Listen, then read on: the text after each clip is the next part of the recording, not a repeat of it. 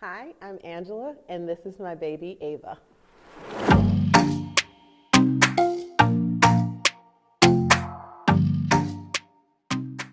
Ava was born May 18th, 2021. Ava is a very bubbly, happy baby. Not super energetic, very easygoing, happy if she's fed, and happy when she's sleeping. My labor and delivery with Ava was super easy, super relaxed. I had great nurses, great doctors.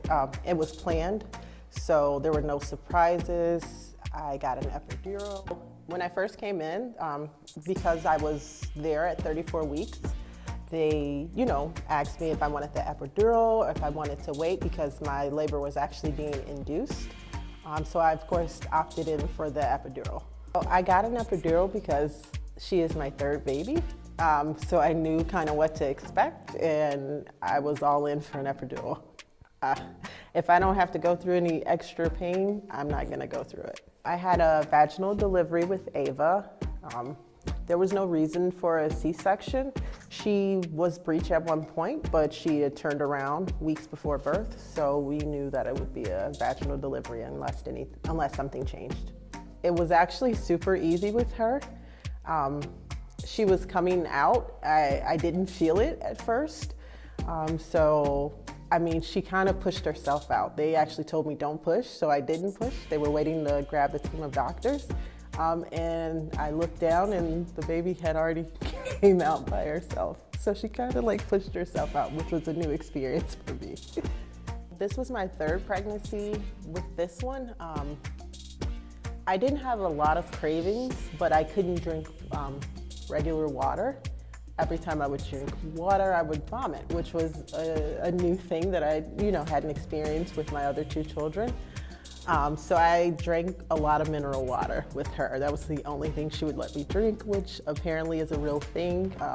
So in case you didn't know that, there are some moms that cannot drink water during pregnancy. The pregnancy itself, pretty easy, pretty standard, heartburn, nausea, all the standard symptoms. The only surprise with this pregnancy is that I ended up being hospitalized for 3 months.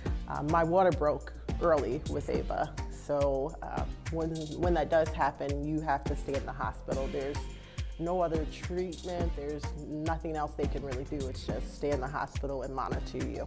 So unfortunately with this pregnancy, I was hospitalized for 3 months.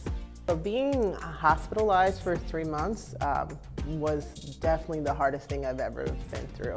I had to be away from my two boys, and we're talking about during COVID, so they were not allowed to come and visit me in the hospital. So that definitely was detrimental to my mental health. It was definitely hard trying to stay positive, for her while I'm pregnant with her. I had a really great support system.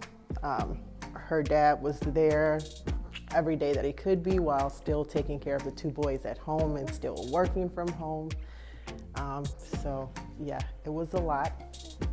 So Dad was allowed in the delivery room and everything like that, nothing abnormal there. But he was not allowed to come to any of the doctor's appointments, any of the visits, the ultrasounds, or anything like that.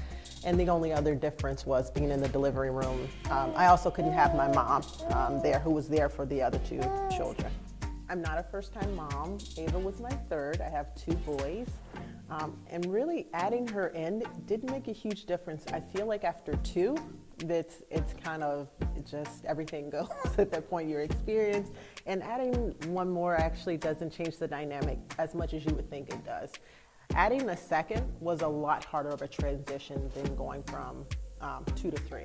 The 1 to 2 was a lot harder. 2 to 3, it's okay. You've kind of been there before. So the transition was actually pretty easy. So I am a working mom. I work from home. So to kind of answer that old age debate about, working moms versus stay-at-home mom, I get to do both at the same time. So that has definitely been an experience. I love that I get to work from home. I get to see all those milestones, the first walk, the first everything I'm there for. I'm not worried about missing anything. It's a little, challenging at times while I'm working, but I have a good support system and we're working it out. The way that I do self-care is I like to go to Home Goods, any of those kind of stores, and buy things for the house, just because it's me time.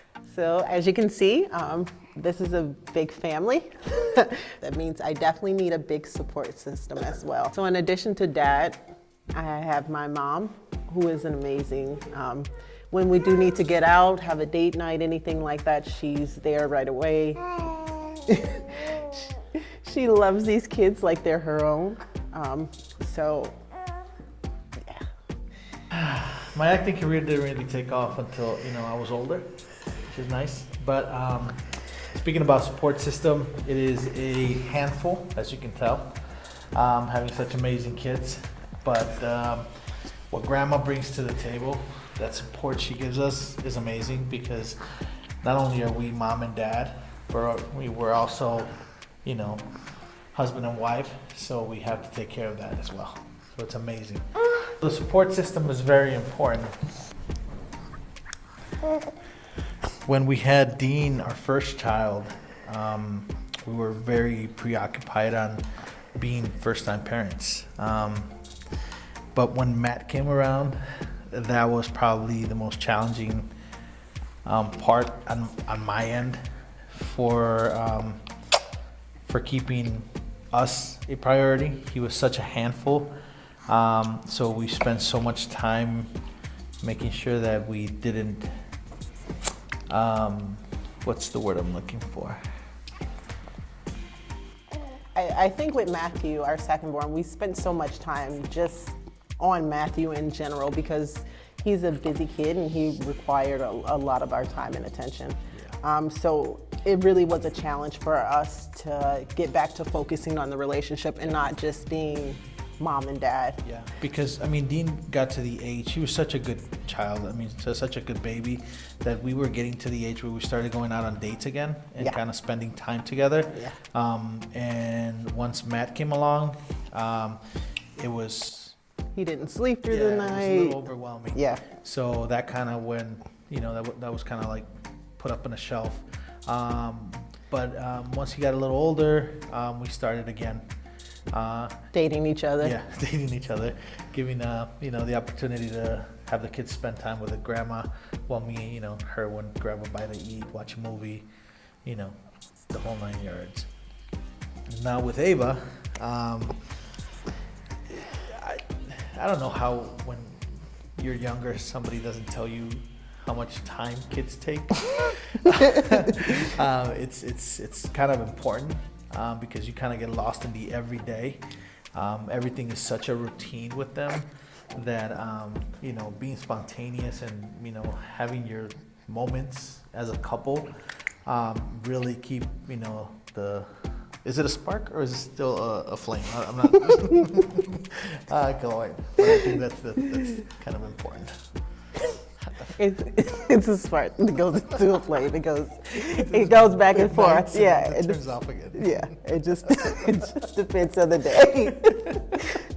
But I think that I don't know if it's at this stage with all the children, you really do forget to be a couple. So it's like, if we can have a few minutes where we're just joking and making each other laugh, or even just a movie night where we're not watching a kids movie with the kids, where it's like we can actually watch like a normal adult movie where someone's swearing at it. Like, this is nice. That's a bad word. Yeah, without like being reprimanded by our 3-year-old. It's kind of hard. You kind of gotta enjoy those little moments. Yeah. If I had to sum up motherhood, for me, I love it, but it's definitely the most challenging thing I've ever had to do. Every day is a challenge.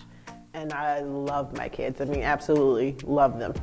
But it is incredibly hard. With motherhood, I'm juggling a lot. There are 3 kids, who all want your attention and love. It's a whole new thing. Being able to disperse your love out to these 3 new entities that you don't know that your heart can grow as much as it does, and that you'll have so much love to give to everyone. It's a challenge, but it's a challenge I would gladly take on every day. I'm Angela, and this is my Meet the Baby.